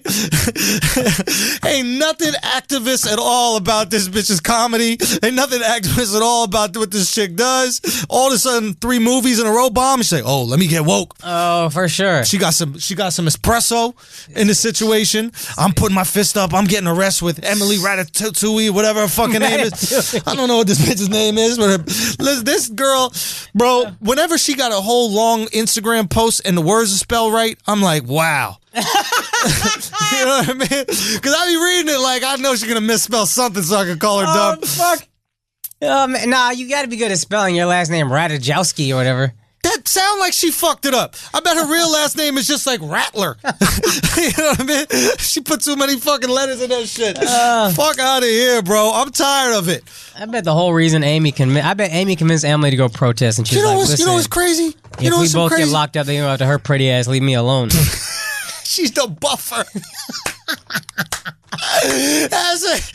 I'm gonna just be out here eating this anorexic bitch lunch every day.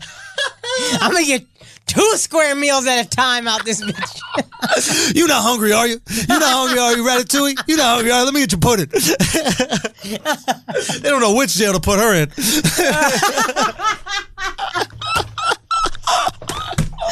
Oh, man. Yo, it is fucked up, though. It is some fucked up shit. But that's literally where it is. I don't care. Hey, the Ratatouille, whatever, where her name is. What is her real fucking name? How do you pronounce her real name? Radajowski? Radajowski? Man, I don't know. Listen, only thing cool about you is your cousin that kicks field goals for Oakland. Or whatever fucking team he's on. Oh, man. Look, I don't care. All I'm saying is I find it very weird that Kanye can't have any political beliefs at all. Kanye got political beliefs and all. It's like, you know what you should do? Just stick to making music the way we like you making music. These bozos that never said anything smart about politics in their life get up, they put their hand up in support or anti-Kavanaugh, and immediately like, oh, they must be geniuses. They must be political fucking savants. They can't spell Constitution. You spell Constitution, bitch. Spell Supreme Court and Justice. Spell all 3 of those. Name one case. Name one fucking case. Yo, I bet you she thinks Roe v. Wade is one name. I guarantee you she think is one name. Name the decision of Roe v. Wade. She thinks a designer. That's it is. Oh, I've been wearing Roe v. Wade since his collection down in 2013. It was minimalist. There was almost nothing there. God. Yeah, like the abortions that they allowed. Very minimal. Okay? All I'm saying is there's a bunch of fucking bullshit, people yapping, and just because you agree with them, you think there's some woke, smart motherfucker. Oh, yeah. These motherfuckers don't know the first thing about Amy Schumer's uncle is Chuck Schumer. And she still don't know shit about fucking politics, I guarantee you. Nope. First of all, she's also from Long Island, okay? Let me tell you something about Long Island. It ain't the most liberal place on the fucking planet. Agreed with that. I just love how a year ago she has like racist fucking jokes and everybody's like, how dare you do this? You're fucked up, this, that, the other, which I'd never criticize a comedian's jokes, ever. I would never do that. But now all of a sudden it's one picture and you get fake arrested and it's, oh, you're detained. Our boy real arrested. Yeah, bitch. Out here making a mockery of arrest, bitch. Our boy arrested in Sweden, bitch. Roughest prisons in the fucking world. Sweden. 5x12 cell. Bitch. With a fucking... My man don't even got liquid soap, bitch. No! Out here with a fucking bar. Getting fucked as we speak, this dude. Having a lie on it. He having a lie on his butthole. Yeah. Blonde, blue-eyed. You know, got 2 out of 3. Yo, Alex gonna come back knowing all the genders. It's like, nah, it wasn't a dude, bro. It was trans, bro. If you get fucked in prison and you say it was trans, that doesn't count. Oh my god, you're right. You know, it basically is. All right. All I'm trying to say is, look, motherfuckers are phony, and that's why we got this podcast. And matter of fact, maybe now is a good fucking time. Let's do it. Just to segue.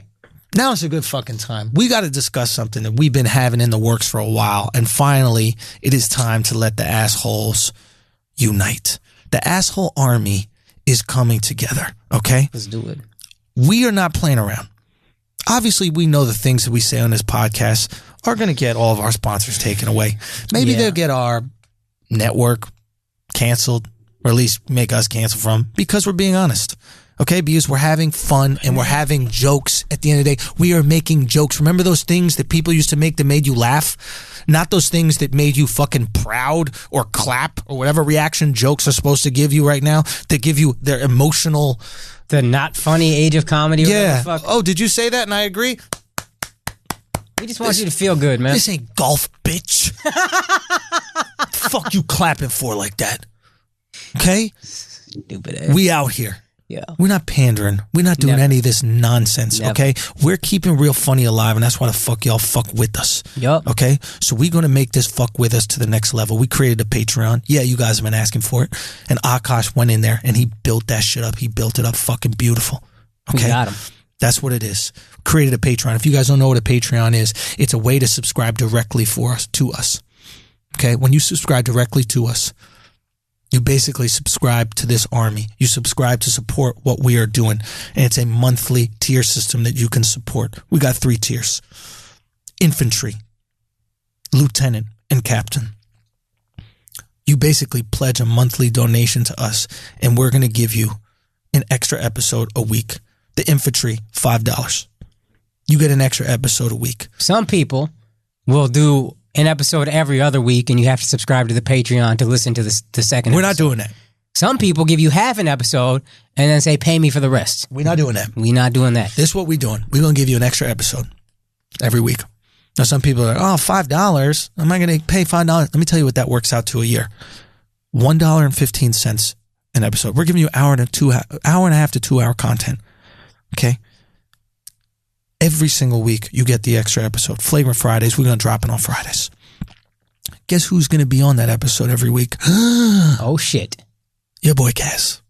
Real life. Finally. Real life Kaz. Finally, real life Kaz. Real life Kaz. Not calling Kaz. Not calling Kaz. Not deadbeat Kaz. Deadbeat Kaz. This is real life Kaz. We getting real life Kaz. Kaz back on it because it works out for the WWE schedule. Now, it's $1.15 every single week. That's what you tip a fucking barista for an espresso. And I know damn sure that an espresso ain't giving you these fucking laughs. It ain't giving you these fucking chuckles. It ain't giving you these fucking hot takes. Okay? I know damn sure it ain't gonna do that. And I know damn sure a barista did not make your day like we make your motherfucking day. So we out here assembling. Now that's the infantry level. There's a $10 lieutenant level. Lieutenant level, you know what you're getting? You're getting exactly what you get in the 5, but you're also getting merch for costs. That's right. You're getting all the merch for costs. You get 2 hoodies a year, you just made your money back, actually, and some. Yeah, and some. Think about that. Yeah. And I should note, we were going to leak this next week, but fuck it. Let's leak it right now. I don't give a fuck. We got a whole new merch thing coming on. We got a whole new merch line coming on. We got the asshole shirts. We got the keep it tight hoodies. We got all this shit. So we got a lot of new goodness coming to y'all. So y'all can rep your fucking squad, rep your fucking gang, rep your fucking home team. Keep it tight. Whenever you see motherfuckers, you see some more assholes on the street, you see some like assholes on the street, yo, chuck that up. Let them know. Let them know who you with. This is Fight Club out here. We're not playing around. Okay? I'm telling you, I'm in this business. I have the meetings with these people. I'm telling you why we're doing this. I meet with these execs. I talk to these people. This is what they tell me. We don't want to offend people. We don't want to offend Twitter. We're just looking for something that's a little safe. We're looking for something that is not going to get people riled up. The last thing that we want to do is say, even if it's jokes, that could bother people. You know who these networks are beholden to? Sponsors. Paper towels, motherfucker. You know who we are beholden to? Yo. You. The army, the fans. That's it. That's all we've done this for, is to have fun with ourselves and then make sure we keep it flagrant for y'all. And that's why we're doing this. So the other thing we should mention. I want to get through all the tiers. get through all the tiers. And then there's one more thing we need to say. And there's plenty of things. We're not going to rush through this. There's one more thing about them. You're going to get the merch at cost, and you're going to get all the episode, and you're going to get the extra episode a week, right? I should also note it. I think this is what Akash wants to point out, that you're going to get all our old episodes. Yes. The old episodes that are so fucking flagrant that if we leave them out there, motherfuckers are going to come at our neck.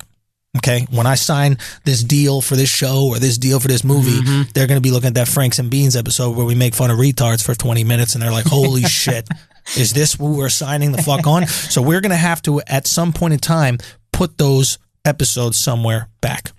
Okay? And if you sign up for both of those tiers, you get it. Now there's also the captain tier. You're an asshole captain. It's $25 a month. What do you get for that? You become a producer of the show. You're putting the captain's email. The captain's email list. We all get to throw back ideas for topics, ideas for hot takes, ideas to talk about on the show, conversation topics. You get to pitch everything that you would want to hear that week as part of the show, and you get your name shouted out at the end of the show's video on YouTube. Your name's going to put that, and you are a producer of this fucking show. Listed as a producer. You're listed as a producer because you are helping us produce content, and now we're doing it twice a week, so we need y'all. We need y'all. We want you to come up with the good stories. We want you to send the good fucking links. We want you to touch on these topics you think we might not have seen. We want y'all to fucking come through and create this with us. You want to hear our hot takes on something? Then holler the fuck at us and let's make this shit happen. Let's make this shit great. Okay? I'm not playing around. I'm telling you, these networks are frightened of real funny. And that's why the shit that you watch makes you go, eh. They're frightened because they're beholden to paper towel companies. They're beholden to Poland Spring. You know, bold is always, this TV show is so bold. It's never comedy. Because nobody wants to say bold comedy because they police comedy. That's right. They don't police Game of Thrones. They rape a girl every single episode on Game of Thrones. For whatever reason, that's cool. But comedy. Yeah. We say bitch once. Oh my God, how dare they? This is so offensive. This is so fucked up. This is problematic. Horrible. All I'm saying is, this is the future of content. Now, say what you want, but I think I have a pretty good track record of predicting the future, especially when it comes to this business. You know what I've done with stand-up, you're going to see all these comics start to do. And I've already seen it start to happen. I've already started implementing. And you should. And you should. Honestly, you should. When I pave a way for something, I don't do it selfishly. I want my brethren to be a part of it, and I want them to work on it, and I want them to push me. Right. I learned that from my parents. Yeah. My parents would see another dance studio pop up, and I go, is that bad? They'd go, no, it's good, because they're going to bring an idea that we get to use. So this is beautiful. What I'm saying is, the future of content is direct to consumer. You used to pay a cable company $100 a month for 300 channels. You don't want 300 channels. I don't need to watch the fucking We Network, right? About some bitch who wants to kill her husband that's abusing her. I don't need to watch that fucking Lifetime movie 75 times. I don't give a fuck. What I want to do is a la carte pay for the exact shit that I want. If I want to watch Conor McGregor fight, I'll pay for that one thing. Yep. I don't have to buy all the UFC shit. I don't give a fuck about that. I will do, if I want to watch NBA, I will buy that NBA league pass. Right. This is the future of content. It's direct, so you get the exact fucking thing you want. And this is what we're doing. And when I say that I believe that the Army could not only break records for this, but set the precedent, I truly believe it. I truly fucking believe it, okay? We got some tiers that Akash will explain in a second, but I truly believe it. Right now, we just tweeted it out. We didn't even say anything on the podcast. We just tweeted it out. Put it on Instagram. We already got 200 people sign up. That's how fucking loyal y'all motherfuckers are, and I'm grateful of that. That shit, honestly, touched me. I was telling Akash I wasn't sure. I wasn't sure. I wouldn't know what the support would be. And Akash was like, let me tell you something. These motherfuckers got you. And I was like, listen, I know I go out and I do these shows and they're there and they're so supportive and they rep the fucking gang, but I didn't know what it would be. And to see 200 people already sign up off the tweet, not even knowing what the fuck it was, not even hearing this explanation, amazing. But you know what I want? I want 15,000 people signing up. Actually, matter of fact, I want to beat Chapo's Trap House. I think that's the one who has the most, and they're at 23,000. Yeah. I want 24,000. So fuck it. Let's go get it. Let's go fucking get it. Real talk, this is how you make noise. This is how everything changes. If you want your TV show to not be so fucking safe, you can walk, not just us walking into a meeting and saying, listen, look how loyal our people are. Look how much they mobilize. Look how much they sell out Blue Chew. Because that's all they care about is sponsors. But if you show, look, people don't give a fuck about this sensitive stuff. There's a massive market for this. Then everything has to shift. And don't think that it hasn't worked in the past. Don't think it hasn't worked in the past. I already spoke to the guy. We killed it on Blue Chew so hard that the guy who runs Blue Chew hit me up direct. Yep. That never happens. You'll have conversations. That never happens, by the way. And we're talking about doing some stuff to support Alexx. So shout out to Blue Chew. They really looked out for us as well because they see how much we looked out for them. They see our influence, and you cannot deny influence. I promise you that. They see what we got going on here. They see it bubbling, and that's the sexiest thing. Mm-hmm. I just like creating the content and delivering it right to the fucking people. Creating the content that I want to create. That's the best thing. I don't want to have a million different chiefs in the conversation saying, oh, you can't say that, or you can't say this. Don't tell me what I can't say. I will deliver it to the people. And if the people don't like it, then I can't say it. Right. But I don't need you to tell me what the fuck I can't say because you're trying to sell Pampers. Yep. Okay? I'm not trying to sell Pampers. No. I'm trying to create content for the fucking people. This system, we can break. We can literally break the current system as we know it. I've seen it happen with my YouTube clips and then people coming out to live shows because of them and supporting. Now we're asking you guys to support in this way. And grow it with us. And to Andrew's point, he just said, when he said he's seen it happen, I remember we did the show at Gotham, and you talked to me. You were actually annoyed, but there was an agent or manager or something who was supposed to work with you and then kind of like brushed you off a year or so ago. Then she saw the line outside of Gotham on a Friday night. This bitch ain't working. And I remember she texted you. I remember, because I know this girl. She texted you. She's like, hey, just saw the line outside your show at Gotham. This is crazy. We should meet up sometime. That's off of YouTube. That's off of fans. That's off of y'all supporting. Everything changed. All of a sudden, the same bitch that was like, no, nobody's going to like that, is like, oh, we should give him something. We should get Andrew Schultz out there, get his content out there. And it's not just for Andrew, but the more people with Andrew's sensibilities, with my sensibilities, whoever you're a fan of sensibilities, more people that come in like that, then the copycats start coming. I'm Crazy Rich Asians. There you go, fam. There you go. I'm opening the door. No, but in all seriousness, you're absolutely right. Yep. You're absolutely right. We crazy, obnoxious motherfuckers. We crazy, obnoxious motherfuckers. We flagrant. Crazy We flagrant. flagrant rich Asians. Well, we ain't rich. Akash homeless. Yeah, you know what I mean? But we working on it. We flagrant middle class Asians. I'm bringing the average down. Andrew ain't middle class. I'm bringing us down, fam. All I'm saying is, How the fuck Eden got more money than me? Eden, well, he's not paying taxes because he's a motherfucking illegal. All I'm saying is, bro, what we've done here is really fucking amazing. And I already feel it. I feel the strength of it. And I want to take these dudes out. I want to have the most successful ones. Go to patreon.com/flagrant. And I want to point this out. Flagrant 2. Patreon.com/flagrant 2. Sign up. We appreciate it immensely. Immensely. Let's grow this. Let's do something fucking special with this. Let's raise this money and let's blow this fucking thing out of the stratosphere. You know what I mean? This is what I'm looking at. Like, I'm also looking at like stocks almost. It's like, let's blow this fucking thing out. Like, let's make, we talk about the 3-on-3 tournament, what we want to do. Yeah, we need some bandwidth to kind of do these things. You know, a lot of you guys don't know this, but you know what I mean? I've been supporting this shit with my own money for a while. Yep. You know what I mean? And I don't ask for nothing. He really doesn't.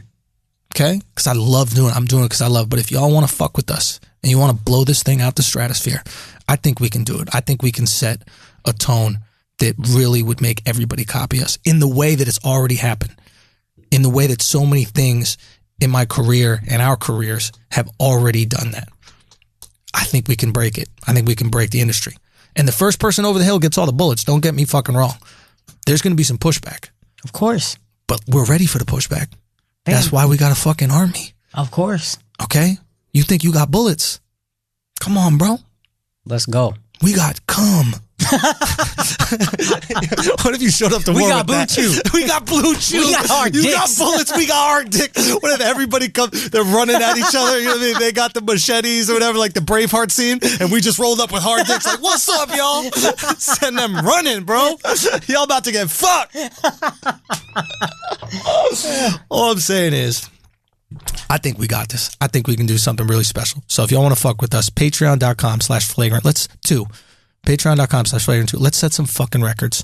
And again, we're going to continue doing the Tuesday episode. That doesn't change. Correct. We're adding another episode. The other episode will be behind the Flagrant 2 Patreon wall. You know you got $5. I got $5 and I'm homeless. Everybody got it. You got 10. You got 20 of it. You got whatever you got.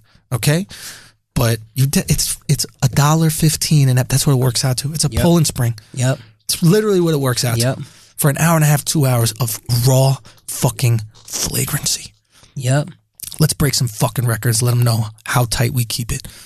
Okay, Akash, there was something that... There was goals. We have goals for the podcast. Yeah, we have some goals. Some of these are jokey, but we're going to make them as real as we can. And some of them are real as fuck. Okay. We get 500 patrons. This wasn't... They say you can set dollar amount goals. No, I said fuck that. I want people. I want people. Army takes soldiers. Let's go. 500 patrons. Akash buys a new shirt. I said that as a joke, but to be honest, I'll let the producers pick a shirt out and I have to wear it. I'm gonna pick it out too. Whatever the fucking shirt is, I gotta wear it. I know what shirt that you're gonna fucking wear. Got a big old dick on it. Mm-hmm. No. Something that would hurt you even more than that. Well, something that would hurt me, period, would hurt me more than that. 1,000 patrons, Alexx fucks a black girl, and he has to tell us about it. Whoa.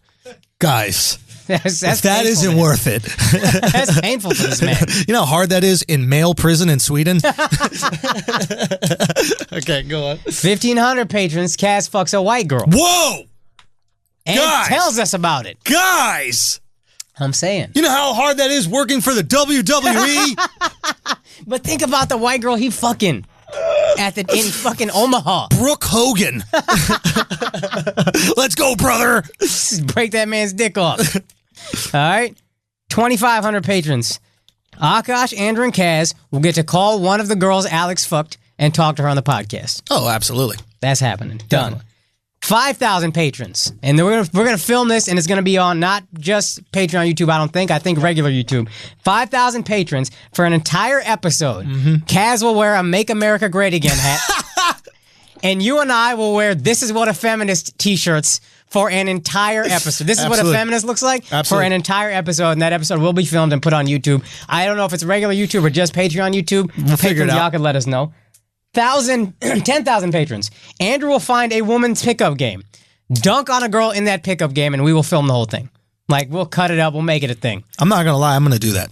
I'm going to do that. When we hit that 10,000, it's going to fucking go down. Watch out, Chene and Gould McKay. Well, that brings me to 15,000 patrons. Okay. 15,000 patrons. We will pay whatever it takes to get Andrew to play a WNBA player one-on-one. We will pay this bitch to come down here and either dunk on Andrew, not going to happen. lay up on Andrew, Not going to happen. or get laid up on by Andrew. Oh, she's going to get filleted. And we're going to have Filet called a game, by the way. Oh, for sure. Filet's going to come down and call a game. Filet got a high quote. We need 15,000 for that. Okay, fine. Now, we just realized Chapo Trap House is they're like the Patreon guys. Yeah. We're coming at their neck. We want that. They got 23,800 something patrons. So if we get 25,000. 24. Let's get 24,000. We got to come up with a goal. And it might be Flagrant Fest, I don't know. But we got to come up with an ill-ass goal for 24,000 patrons. 24,000 patrons. Next week, and I want everybody to kind of suggest ideas, throw some things out there that y'all would really fucking like when the Army hits 24,000. But, because I think we can get there. But 24,000, y'all throw it out. We're going to also brainstorm back here, and let's do something. We're going to have to do something wild but private. Maybe for that, we might have to do it and like just invite folks, rent out a hall, and then that's it. No phones, no nothing. Oh, that'd be It might have to be, it might have to be some shit that is like in person. If you can make it, you can make it, fam. Like that. Right. Yeah, so let's cook it up. Wild. Yeah. We'll get a little bit wild. But yeah, man, thank y'all so much for fucking supporting what we do, and thank you guys so much for fucking listening and even suggesting that we do this in the first place. That was so dope. I'd never even thought about, I'd heard people doing it, and I'd heard it could be successful, but I'd never even thought about it. And I'm really glad that people kept almost bullying me. They're like, just fucking do it. We want to rock with you. We support you. Just let us fucking support you. And no joke, it's been touching, man. When I saw those people start subscribing immediately. Man, immediately we got a $25 for a producer. But like immediately, like when you get 200 in a fucking 2 days or whatever the fuck it was, that shit was touching, man. So let's break some goddamn records. We ain't not in this for no fuck shit. All right? Nah, bro. Anyway, maybe we talk about one more thing before we got to get out, because another podcast got to get in. Any NFL stories you want to talk about? Are they ready to come in right now? They're already out there? Okay, we got to. Does your shirt say we should all be feminists? Man, we got one Indian in the studio. My man, God, this is gonna be the most divisive thing for me he could possibly do. Fuck. He said we should all be feminists. That's your shirt. Making up for all them rapes in your country, bro. That's what it is. Why don't you start with not rape? How about that? Like, y'all don't gotta be feminists just yet. That's a big high goal for you. That's like you asking for 50,000 Patreons. You know what I mean? Y'all need to just worry on to not rape everybody in India, and then we get to the feminism shit. That's the shirt you wear when you trying to fuck white girls. It is. He just put the thumbs up. Oh, man. Damn, right. bro. Listen, hey, you got to do what you got to do. That is what all these dudes do with this woke shit. Oh, you're just doing it to fuck girls. You fucking loser. You slimy fuck. Yeah, why don't you lie to them like we do? Yeah. Like, say you're rich. Say you can regularly afford bottle service, not once a year when you go to Vegas with your boys. Oh, man. I be telling my girl I identify as a sexist, and it's my favorite thing to work that into a sentence. Listen, as someone who identifies as a sexist, I just don't know if I can really get down with murky brown results. It is so funny. I hate millennials because they lie bad. Like at least we lied with dignity, right? At least we lied about things like our occupation, where we lived, how much. I don't live with my parents. They live with me. You know how long my parents live with me? For mad years, my parents live with me. But these motherfuckers are lying about, what is it, like, how they view your capabilities and shit, women. Like, we're like, yeah, you're just as strong. Like, you just lying about the wrong shit. Man. Ladies, what do you want to be lied to about? Choose your lie. Wouldn't you want to fuck a guy who's a doctor, Yeah. Don't you feel more betrayed when you get Me Too'd by the guy wearing a "We Should All Be Feminist" shirt? Son, exactly, right? Like, you could literally fuck a guy who's a brain surgeon. A lying brain, he's not, but he's lying about being a brain surgeon. Or fuck a guy who's lying about being gender neutral. Do you know what I mean? Which lie you really want, yo? Do you know what I mean? You out here fucking Pat. Oh, That's the most gender neutral name I could get. Pat, when you could be fucking Doctor Sing. I'm saying, right? Oh my God, ladies, please tell men to lie to you the right way. Just have some respect for your vagina. Respect God. That's all we did back in the day. When we're on vacation, we lied to you so you could go back and feel like you won. Right? You fucked this finance guy worth millions of dollars. No, I didn't. Let me tell you, I ferociously texted my boys for Venmo requests for that bottle we bought. Because I needed all that $33 from all of them. I needed that $33 to make it that week. I'm not a financial whiz. I'm a Venmo whiz. I'm a Venmo whiz. I'm a PayPal whiz. Yeah. Talk to Citibank. Hi, Mandy. Yo, we out of here. Sorry.